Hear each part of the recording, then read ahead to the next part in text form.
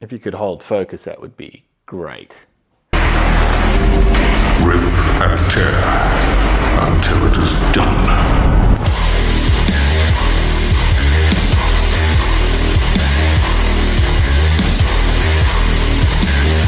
Okay, so I injured myself. Don't tell them I'm coming, and hell's coming with me!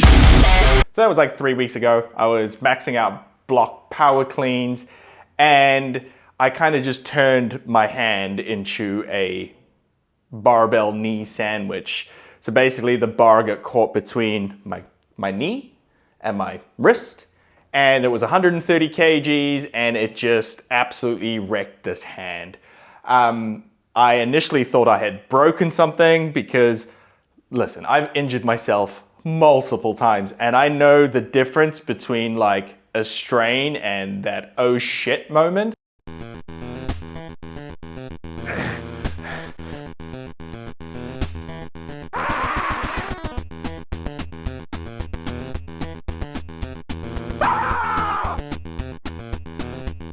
And that was definitely an oh shit moment.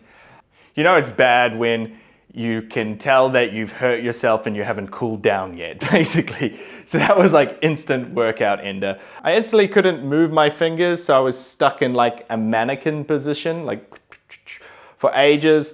So I couldn't flex my fingers, couldn't grip anything, and had no movement in my wrist. And although it has been coming up 3 weeks, I still can't really grip onto a barbell. I've got much better movement now, hardly any pain, but as soon as I load it, it's an issue.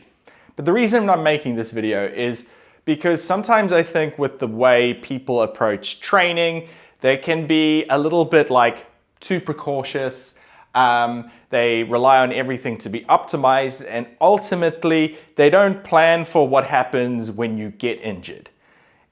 When lifting heavy or just being in the gym in general, if you're gonna do this for a long period of time, at some point you are going to hurt yourself. You are going to injure yourself. It is inevitable. If you're gonna push limits, you're eventually going to do something wrong and something's gonna happen. It's part of the game. And it is something that I don't think enough of us accept when it comes to training. You can try to be as particular with your form as possible. You can try to get all your ducks in a row. You can have perfect programming, but at some point you're going to have to dig deep, push a little bit harder, and potentially hurt yourself. Over my, I don't know, 15 years worth of training, I have jacked up a bunch of stuff. Like the wrist is a new one. I'm an ex-powerlifter, so my shoulder, of course, is something that I've done. Lower back, knees, ankles, everything. At some point, something's going to give, and that is fine. It doesn't mean you're doing anything wrong. It just means that sometimes things don't go according to plan, and you have to deal with it. There's no amount of like prehab and injury prevention that's going to 100% insulate you from eventually something getting hurt, especially if you're like me, who just loves like lifting heavy and pushing limits. The thing that stops people making long progress is I see it all the time. People get injured and they stop training as a means to try to recover. I'm never gonna tell you to train through injury, right? Like if you slip a disc, you probably do need to stop deadlifting and stuff for a bit. If you blow out your shoulder, maybe you shouldn't be maxing out your bench, you know, like there is a level of caution that needs to be taken when we approach training post-injury. But I think people are willing to throw the baby out with the bathwater far too quickly when being injured. Sometimes injury has a silver lining. It's what I would call a pattern disruptor. If you're a person that's like spent all your time optimizing every single aspect of your training and then something comes along and messes that up, you need to find a new approach to your training. You need to learn how to train around your injury. If you were to look at training with an injury on a spectrum, you've got people that stop training completely over here. This is no good, and it might in fact slow down the recovery process. And then you've got people over here that keep doing what they're doing and then just lengthen out how long it takes to recover. Both ends are bad. I would argue there's something in the middle. The first thing that you're gonna have to like psychologically let go of is the fact that if you've injured yourself, there is a good chance that whatever goal or performance metric you were trying to build might need to be put on the back burner, because odds are that injury happened pursuing that goal, and starting to like push through to try get it, probably not the best idea. So that can be like a huge mental shift for a lot of people if you've been chasing something for a while, to let go of the goal, at least for now, to give yourself the space to recover. Instead, you need to like switch gears, and as a person with a background in creative, I'm gonna put this in a way that might not even make sense to a bunch of people, but I hope it does. In graphic design, one of the worst things that a designer can have is an open brief. And basically what this means is a client has given you a brief with too much freedom, where you can make too many decisions and you can get lost in it. Some of the most creative pieces of work come from pretty much closed off briefs, where a designer is forced to think outside of a box whilst being given set limitations, right? So an injury is going to be your limitations in this. You need to look at the injury, figure out what are the movements that are going to aggravate it, and what could you do around it.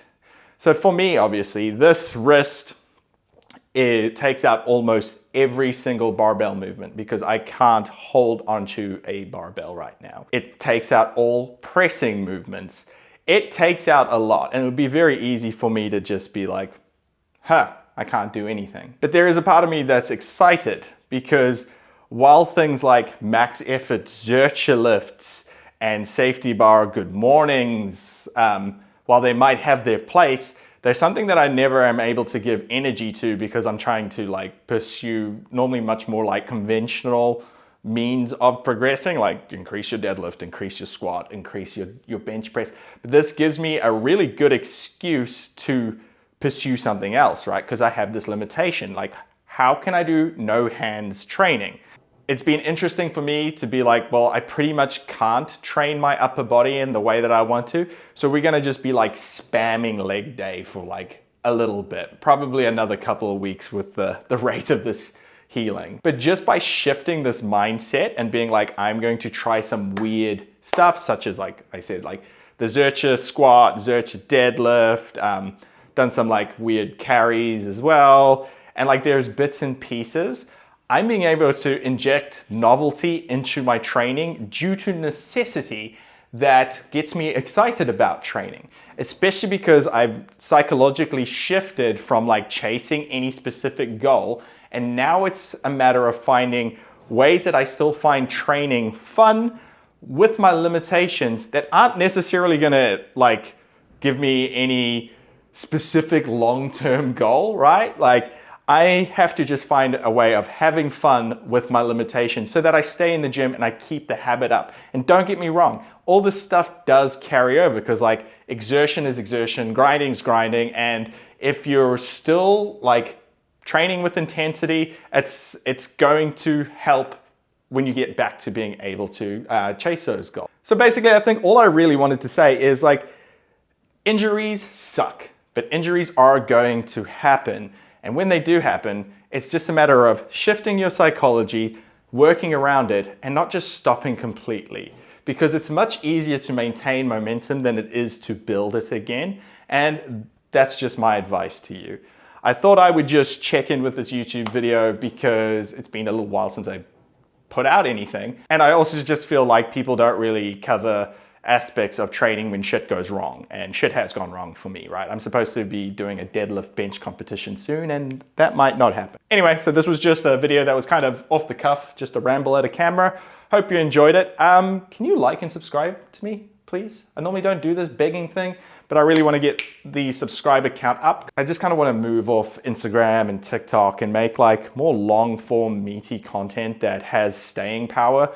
I don't like the content mill of like producing something that exists for like 24 hours and then there's just no one ever thinks about it again. I'd rather produce videos that can like be searched up and help people continually.